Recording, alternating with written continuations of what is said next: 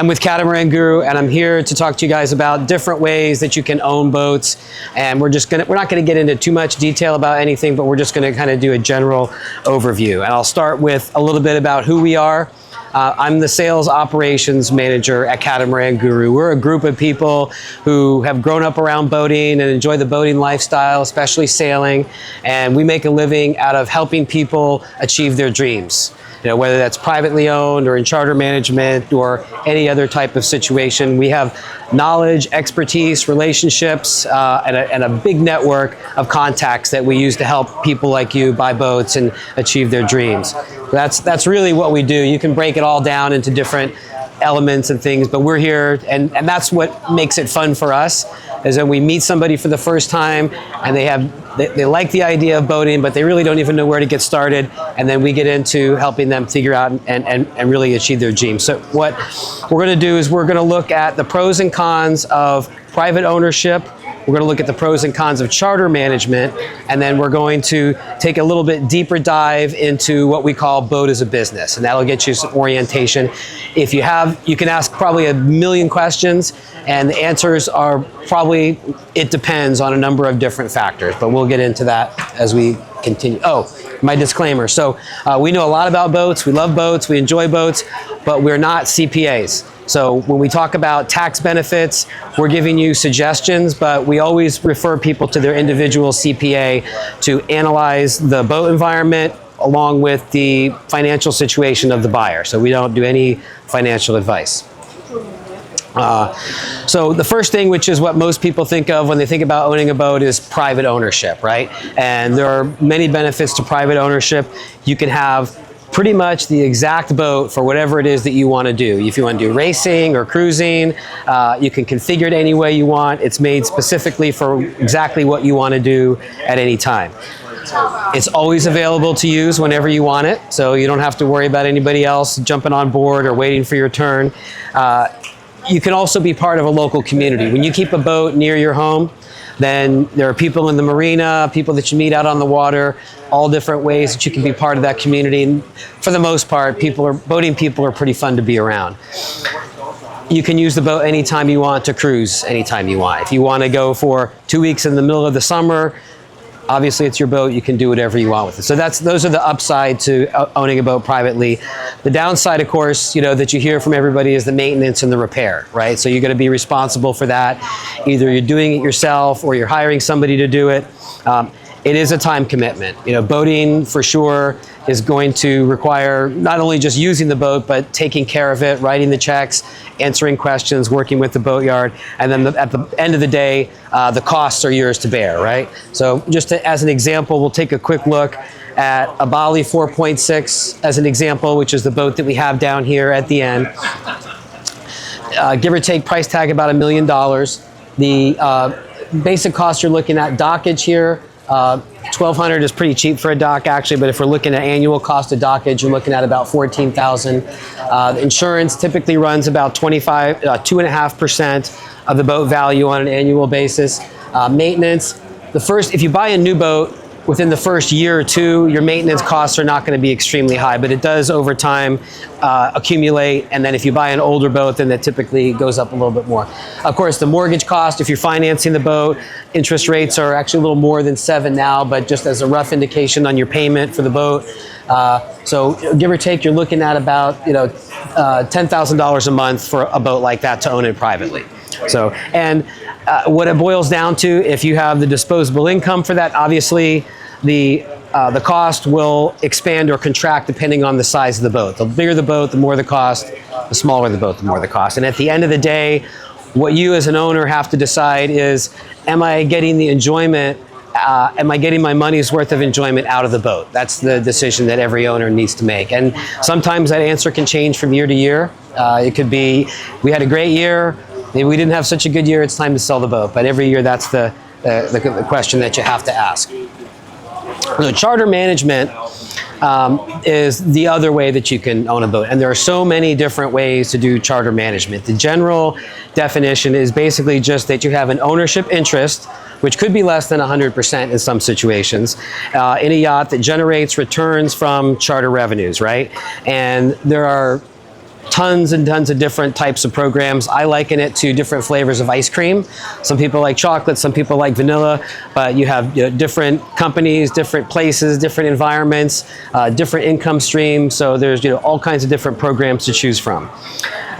Some of the upside to a charter management program is that you, instead of having the boat close to your home, will be able to enjoy some exotic destinations. If you put the boat in the Caribbean or in the Bahamas or wherever you might want to go, it's a little different scenery. And with some programs, you can have the boat move around to different locations, or you can use boats in different locations, right?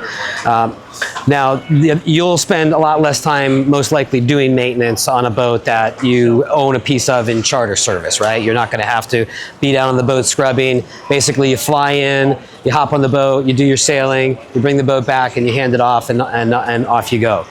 The other benefit is that the cost of ownership is pretty significantly offset by that charter revenue. So versus private ownership, it's not free, right? You're never going to have a free boat, but it's going to cost significantly less than that private ownership situation we looked at. And then depending on the exact situation, there may be a scenario where you could reduce your tax burden with a charter management program, and we'll take a closer look at how that might work. On the downside for charter management, of course, the boat in most cases is not going to be as accessible. You're probably going to have to get on an airplane or something to travel to your boat. The spec for the boat ideally would be configured for charter use rather than private ownership. So if you're talking about a catamaran, you might have, not necessarily an owner's version, although you can do an owner's version, right? It might not be ideally spec'd for what you would choose if you were just going to do private ownership. And then the other thing that can be perceived as a downside, and this really depends on what kind of program you're in, is charter management programs sometimes can have a reputation for not taking the best care of the boats, right? So that's out there. It is a thing with some companies. We don't work with companies like that, but it is out there as a possible thing. So there's the upside and the downside of the different charter management types of programs.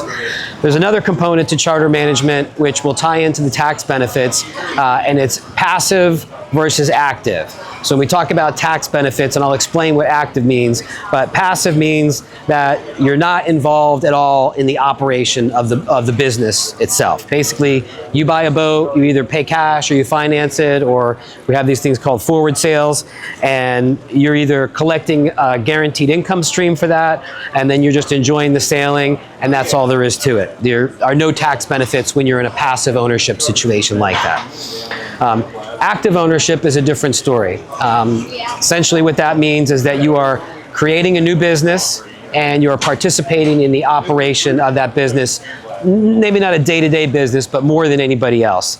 You have to be involved in pretty much every aspect of it, and that will qualify you for certain tax benefits, which I'll explain in just a moment. So how does something like that work? So basically what you're doing is you're buying a brand new boat and putting it into charter service. That becomes the primary asset in an LLC that you start.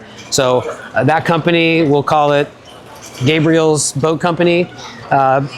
First thing it does is it buys a piece of equipment, puts it into charter service. Just like if you were to own a trucking company and you bought a new truck to put in there, right? The equipment goes out into rental service, and then that generates rental income. But there are some conditions to that, right? You have to run it properly. So you've got a company, you've got a boat, and then you need to cover certain bases in terms of running that business properly. We're going to look at that a little closer. What happens in the end is that primary asset, and how you do it will depend on your exact tax situation, will get depreciated. So the charter revenue will basically cover the operating costs of the boat, for the most part, in most scenarios.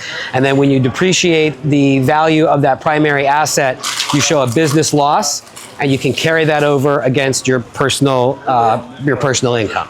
And like I said, a CPA can advise you exactly on how to do that. So when I say properly run, what does that really mean? So there are three components to it. The first one is what we call the three pillars of compliance. Second one is making sure that you have the right equipment, which is the boat, in the right environment with the right partner and the right program. So what we're going to do here first is, this is very important, is look at what we call the three pillars of business compliance. So we're talking about tax benefits. You're working with the IRS. Anybody enjoy working with the IRS? No, not a lot of fun. Certainly not, no. So if you're gonna claim a business loss, you need to make sure that you do it right. And the first thing is that when you set the business up, you need to make sure that you have the ability and the intention for it to be profitable, right? You can't intentionally set it up to lose money. So you'll have charter revenue, you'll cover your expenses, but one of the keys to that intent is having what we call multiple streams of income. So in addition to having the charter revenue, as a business owner that has a piece of equipment available for rental, you can earn referral fees for your friends, your family, people you like or you don't like, who then charter the boat. You can get a booking commission on that. So in addition to the actual revenue from the charter fees, you can get paid as an owner a referral commission for the actual booking. The other side, the other multiple stream is that you become a sales associate. So if you, in the course of doing business, run into somebody that has an interest in buying a boat, we actually pay you a referral commission for bringing us a buyer to buy a boat and put it into commission. So those are the multiple revenue streams that help demonstrate the ability and the intent to make a profit. The active participation component means that you need to be active in managing the business. The test that they use is that you are involved more than any other one person. Right? So typically what that means, and most of our programs have the ability to kind of tailor the situation for your individual needs. How much time do you actually have? What do you want them to take care of? What do you want to take care of? But people treat it as it is a fun business to be in, right? So you want to pick a good operator, but you're certainly going to be working with CPAs on the accounting side. You'll be working with the charter base to make sure the boat is set up properly. You're going to be involved in the decision to hire a captain if you're doing a crew charter. All of those things add up. You'll be doing market research. You might come to the Miami Boat Show, for example, to do market research on different pieces of equipment. Time that you spend at the boat show is considered active participation in the business itself. And then, of course, you need to make sure that you document all that time that you spend, because at the end of the year, you're going to package it all up and you're going to say, these are our hours. This is where we spent the time. We have tons and tons of videos on how you can do that and the number of hours that you need and everything that goes along with that. What you don't want to do is start out with a flawed business plan. There are a lot of companies out there that refer to something called limited charter, which you can do, but it's very risky. If you're in a category that might put you at risk for an IRS audit, a limited charter is basically what they refer to as a hobby business. And if it loses money as a hobby business, you can't write that off against your regular income. It has to be a legitimate business. So just something to be careful of. So those are the three pillars of compliance. The part two of the properly run is making sure that you have the right equipment. And the main thing, of course, if you're going to be renting the boat out, is you want to have a boat that people are going to enjoy being on. So that means having our Bali Catamarans as an example. Lots of open spaces, the right number of cabins, the right number of bedrooms, comfortable fabrics, all the right equipment. You can go ahead. Yeah, you're good. And all the comfort amenities, water makers, air conditioners, all the stuff that makes it comfortable for people to be on board. And of course, the right place, right? You can't say, I'm going to keep my boat, somewhere in the Northeast where nobody wants to go charter in November, December. I mean, it's good in the summertime, but you have to be in the right place where you're going to be able to have an opportunity to generate that kind of revenue. Typically, the British Virgin Islands are kind of the heart of that activity, and there are also some good locations in the Bahamas. You can operate out of the US, but it's a little bit more complicated for a number of different reasons. But warm blue water and warm air are the main ingredients to go with a successful charter business. And then, of course, the properly run is making sure that you're in the right program. So there's basically two tracks when it comes to charter management. You have bareboat, which is when people just take the boat on their own. You can optionally have a captain that gets assigned to that boat, or you have a crewed platform where the boat is live-aboard crew on the boat 24/7, and it's like a private luxury cruise. So somebody comes on the boat, it's fully catered. It's like, all the meals are put on the boat, and the captain runs it, and it's Captain Andre runs a pretty tight ship. He's the captain of Snapdragon.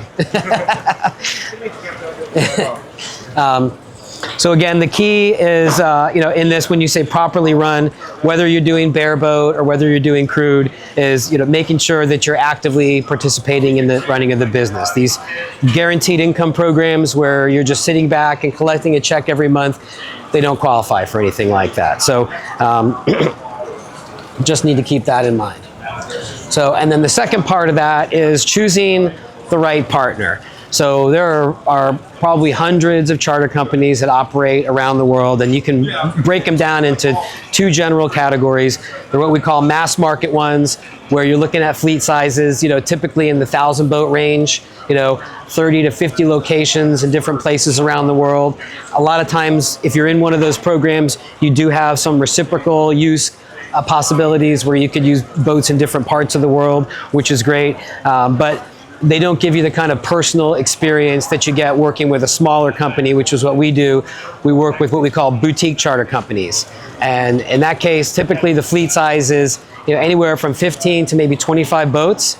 And by keeping the fleet that small, you have a relationship with the business owner directly. So instead of calling in to a corporate headquarters and going through the phone maze and getting kicked around, Greg is a charter company operator right there. If you're not happy, you call Greg, and he can explain to him what's going on, and he has responsibility to take care of it. So we work with Dream Caribbean Blue, Cruise Abaco in the Bahamas, Virgin Island Yacht Charters. We have a new charter company called Symphony Yachts that specializes in crude charters, and we'll work with really anybody. If you have a preferred operator, we're happy to work with anybody to make sure the boat gets configured properly to be successful in their program. The last thing to keep in mind if you're doing charter management is keep in mind from the beginning, what's your end game? Okay, are you looking to sail away in 2, 3, 4, 5 years, whatever it is, take the boat out of service and then use it for yourself? Are you going to flip it over into a new one? The main thing to consider there is if you have taken the tax advantages and depreciated that asset 100% over the term of your charter, there is a potential recapture liability. So you have to keep that in mind at the beginning. There are different ways that you can offset that, and really, unless you know kind of what the end game is, you can make adjustments, you can make course corrections along the way, but it's always good to have a general idea what your plan is at the end. You can upgrade to a larger boat, but if you sell it after it's been depreciated, you could have a tax liability there at the end. So just something to keep in mind. That is it. So we've helped literally hundreds of people over 20 years get into different types of ownership programs. We sell a lot of boats into private ownership as well, if that's the right situation. People that buy the boat and go want to cruise around the world or do whatever. We help with outfitting. We work with factory authorized special equipment suppliers that do lithium batteries, solar panels, wind generating, all kinds of different things to help the boat get configured for exactly whatever the purpose might be. But if you go to our website, you'll see lots of testimonials from people that we've helped over the years. So I think that is really it. Like I said, it was just really a general overview. Probably you're going to have some more questions, but that's really it.